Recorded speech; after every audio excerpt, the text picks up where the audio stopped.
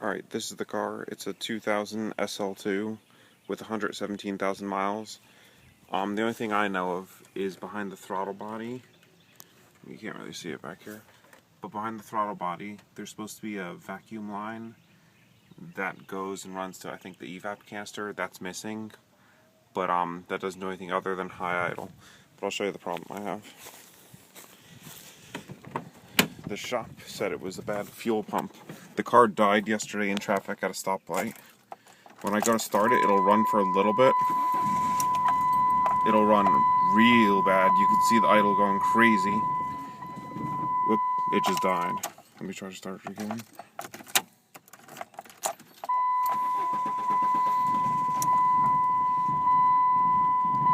It'll barely, it just died again.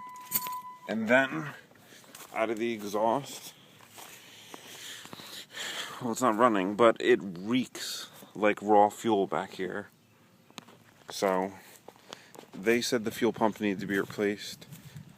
Just let me know what you guys think. Thank you.